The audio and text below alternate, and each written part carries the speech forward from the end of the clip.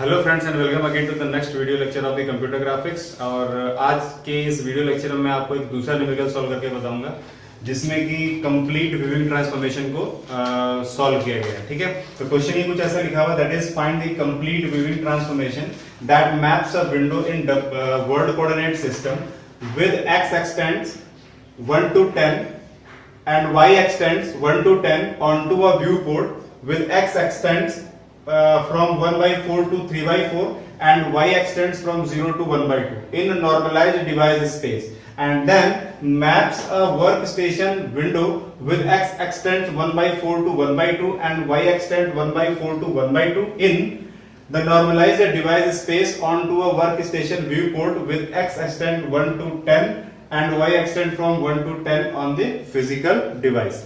तो इसमें बेसिकली अगर देखा जाए तो हमारे पास normalisation transformation and work station transformation दोनों के दोनों ही इन्वॉल्व है।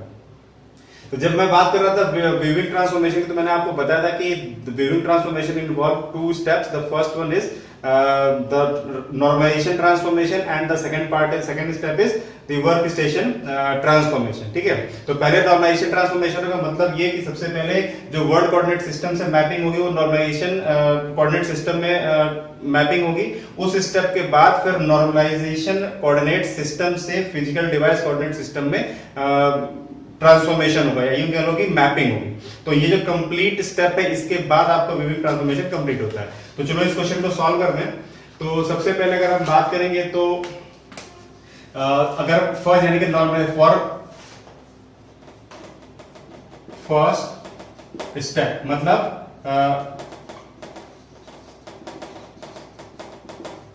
नॉर्मलाइजेशन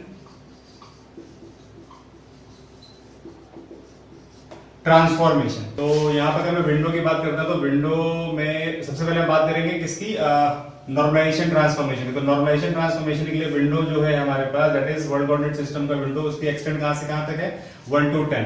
तो इसमें हमें मिलेगा wx min। तो wx min की वैल्यू कितनी है 1।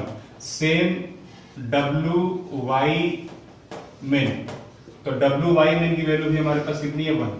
अगेन wx max की वैल्यू अगर मैं देखूं तो ये कितना है 10 और wy max की वैल्यू भी हमारे पास कितनी है 10। इसके कॉरेस्पॉन्डिंग जो हमारा व्यू पोर्ट है यानी कि नॉर्मलाइज्ड विंडो का जो आपके पास एक्सटेंट है x एक्सटेंट यानी कि v view port that is vx min is equal to 1 by 4 and vy min की वैल्यू है 0। सेम vx max, तो vx max 3 by 4 and vy max is equal to 1 by 2। ठीक है, तो यहां से हम निकालेंगे सबसे पहले sx की वैल्यू। तो sx की वैल्यू हमारे पास होती थी vx max minus vx min upon wx max minus wx min।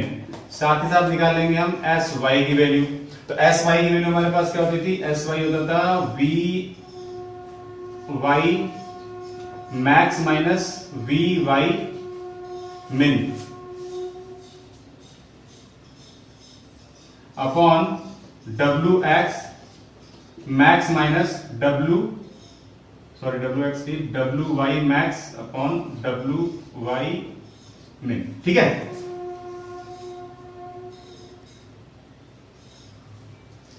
ठीक है। तो अब यहां से जो वैल्यूज इनको पुट करेंगे तो vx max की वैल्यू कितनी 3 by 4 माइनस vx min की value that is 1 by 4 upon wx max। तो wx max is equal to 10 minus ये कितना 1। ठीक है, तो ये हमारे पास कितना आ गया that is 1 by 4 minus 1 3 by 4 minus 1 that is 1 by 2 यहाँ पे 9। तो ये आ गया हमारे पास 1 by 18 और यहां से sy कितना निकलेगा vy max is 1 by 2 minus 0 upon wy max is 10 minus 1। ये कितना निकल गया हमारे पास 1 by 18,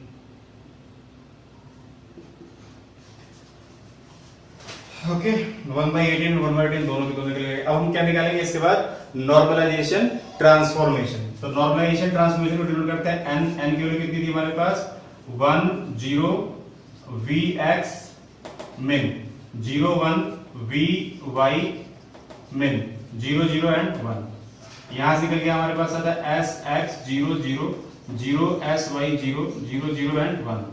और यहां होता था हमारे पास 1 0 minus wx min 0 1 minus wy min 0 0 and 1।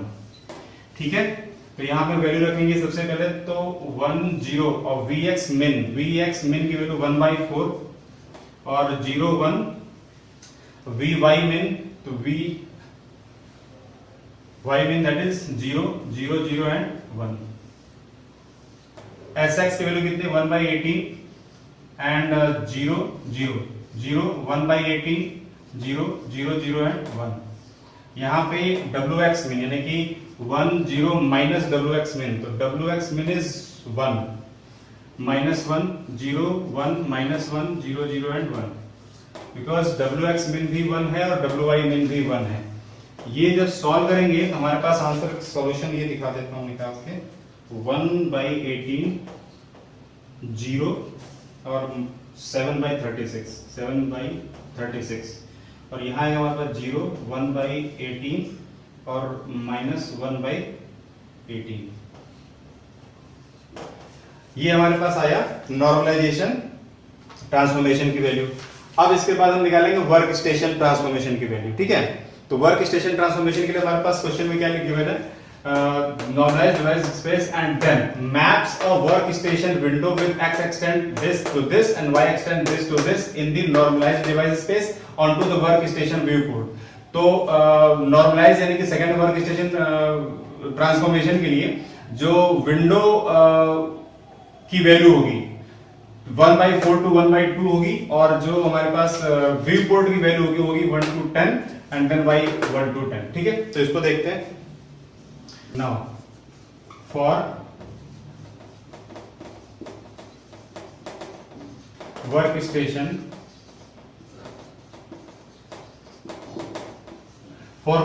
Transformation, तो इसके लिए हमारे पास जो wx min की वैल्यू कितनी है, और wx min is equal to 1/4 and wy min है आपके पास ये भी 1/4 है। ठीक है, और wx max is equal to 1/2 and wy max is equal to 1/2। Second में हम निकालेंगे व्यू पोर्ट के लिए, तो हमारे पास vx min is equal to 1 and vy min is again 1, then vx max equal to 10 and vy max is again 10। ठीक है, तो यहां पर हम निकालेंगे sx की वैल्यू। sx की वैल्यू तो फॉर्मूला तो आपको पता ही है, उसी में हम डायरेक्ट वैल्यू रख देते हैं यहाँ पे। तो sx की वैल्यू हम निकालेंगे ऐसे, sx इज इक्वल टू हो जाएगा 10 - 1 यानी कि vx max minus vx min that is 1, और उसके बाद कौन कहेगा wx max minus wx min, तो 1/2 minus 1/4। तो ये वैल्यू निकल गई हमारे पास कितनी 36। साथ साथ निकालेंगे हम sy की वैल्यू कैसे निकलेगी, sy is equal to vy max minus vy min, तो हमारे पास आया 10 - 1 upon wy max minus wy min, तो ये हमारे पास आया 1/2 minus 1/4। ये निकल के आएगा हमारे पास, ये भी 36 आएगा। ठीक है, हमारे पास work station transformation that is w, तो w की वैल्यू कैसे निकलेगी, w निकलेगा हमारे पास 1 0 vx min 0 1 vy min 0 0 and 1। यहां से निकलेगा sx 0 0 0 sy 0 0 0 and 1। ठीक है, ये होगा हमारे पास 1 0 minus wx min 0 1 minus wy min 0 0 and 1। ठीक है, तो ये हम निकालेंगे यहां से 1 0 Vx min, तो 1 0 Vx min की वैल्यू कितनी है? Vx min इज 1 0 1 और Vy min, तो V, ठीक है, तो अब यहां से निकालेंगे हम 1 0 Vx min कितना है? 1 0 1 और Vy min भी हमारे पास है 1 0 0 एंड 1, और यहां से Sx की वैल्यू कितनी निकली? 36 0 0, Sy की वैल्यू 36 0 0 0 एंड 1, और यहां पर हमारे पास क्या है? 1 0 और Wx min इज -1/4 0 1 और Wy min is again 1/4 0 0 and 1। ठीक है, ओके, तो अब हमारे पास इनका सॉल्यूशन हमारे पास कितना है? सॉल्यूशन ऐसा कुछ करके आएगा 36 0 -8 और 0 36 -8 0 0 एंड 1। ये हुआ हमारे पास W की वैल्यू। ठीक है, अब W की वैल्यू निकल गई हमारे पास, N की वैल्यू हमारे पास ये है। तो अब हमारे पास जो कंप्लीट ट्रांसफॉर्मेशन करने के लिए, ओके यहां देख लेते हैं। Now for complete transformation that is, अगर हमें निकालना V, तो V कैसे निकलेगा? V equal to W dot N होगा। ठीक है, तो W डॉट N निकालने के लिए हमारे पास क्या होगा? W की वैल्यू कितनी है? ये W की वैल्यू हमारे पास आई है 36 0 -8 और 0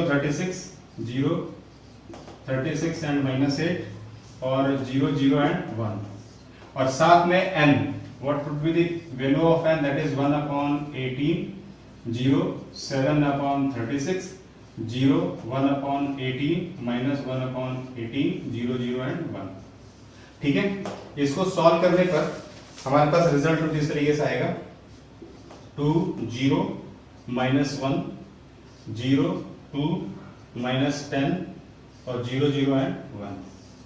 this is the complete answer. ठीक है, तो इसको मैं जरा एक बार फिर से एक्सप्लेन कर देता हूं कि बेसिकली इसमें हुआ क्या है। इस पूरे के पूरे क्वेश्चन में आपको 2 स्टेप में सॉल्व करना था। तो फर्स्ट स्टेप में आप निकालोगे नॉर्मलाइजेशन ट्रांसफॉर्मेशन की वैल्यू। तो नॉर्मलाइजेशन ट्रांसफॉर्मेशन की वैल्यू आपके पास ये निकल जाएगी ऐसे। ठीक है, और दोनों ही केसेस में window to view port mapping करेंगे, अभी हमें पता है। तो window to view port mapping के केस में हमारे पास Sx और Sy की वैल्यू निकालेंगे, और फिर उसके बाद ये फॉर्मूला यूज करेंगे दोनों ही जगह पे। तो इस फॉर्मूले को यूज करके हमने क्या निकाला? पहले निकाला हमने N की वैल्यू, कि फर्स्ट स्टेप में N की वैल्यू निकल के हमारे पास ये। सेकंड स्टेप में वो कहता है कि सेकंड स्टेप में वो नॉर्मलाइज्ड डिवाइस कोऑर्डिनेट से वो किस पर मैप हो रहा है? वर्क स्टेशन या ये कह लो कि फिजिकल डिवाइस कोऑर्डिनेट सिस्टम में वो मैप हो रहा है। तो इसमें हम निकालेंगे second step, that is work station transformation. तो वर्क स्टेशन ट्रांसफॉर्मेशन में भी आपका window to view port mapping होगी। तो उस window to view port mapping के लिए फिर से उसी प्रोसेस को दोबारा सॉल्व करेंगे, but with the different coordinates values. तो आपके पास वर्क स्टेशन में आपके पास ये दोनों विंडो के हो गए, और ये आपके पास हो गए व्यू पोर्ट के कोऑर्डिनेट्स हो गए। फिर से आपने निकाला Sx और Sy को निकाला। Sy निकालने के बाद फिर आपने यहाँ पे W की वैल्यू निकाली। ये आपके पास W की वैल्यू आपके पास ये निकल के आ गया अकॉर्डिंग टू दिस क्वेश्चन। ठीक है, अब फॉर कंप्लीट ट्रांसफॉर्मेशन, मतलब फॉर कंप्लीट व्यूइंग ट्रांसफॉर्मेशन के लिए हमारे पास फॉर्मूला ये होता है, दिस इज। तो आपके पास viewing transformation is equal to work station transformation multiplied with normalisation transformation. ये बेसिकली आपको रिवर्स फॉर्म में दिख रहा होगा, लेकिन अगर ट्रांसफॉर्मेशन को अगर ढंग से आपने समझा तो वहां पर जब हम कंपोजिट ट्रांसफॉर्मेशन कर रहे होते हैं तो आपने देखा होगा जब हम कंबाइंड ट्रांसफॉर्मेशन की वैल्यू फाइंड कर रहे होते हैं, उस केस में क्या होता है? जो सबसे पहला स्टेप हुआ होता है उसकी मैट्रिक्स की वैल्यू सबसे बाद में आती है, और जो सबसे बाद मैट्रिक्स जो ट्रांसफॉर्मेशन हुआ रहता है उसकी मैट्रिक्स पहले आ रही होती है। तो उसी तरह से यहां पर भी है, देखो जो हमारे पास नॉर्मलाइजेशन ट्रांसफॉर्मेशन की मैट्रिक्स बाद में आई और वर्क स्टेशन ट्रांसफॉर्मेशन की वैल्यू पहले आई। ठीक है, अगर ये कॉन्सेप्ट समझ में नहीं आ रहा तो पीछे आप कंपोजिट ट्रांसफॉर्मेशन के वीडियो को जरूर देख लीजिएगा। ठीक है, अब इन दोनों वैल्यू को मैंने यहाँ पे रखा, दोनों को सिंपल मल्टीप्लाई किया, मल्टीप्लाई करने के बाद रिजल्ट मेरे पास कुछ इस तरीके से आया है। ठीक है, तो आई होप ये न्यूमेरिकल आपको समझ में आ गया होगा। ठीक है, इसके बाद नेक्स्ट वीडियो लेक्चर में एक डिफरेंट कैटेगरी का न्यूमेरिकल आपके सामने रखता हूं और उसको सॉल्व करने की कोशिश करेंगे। ठीक है, टिल देन थैंक यू।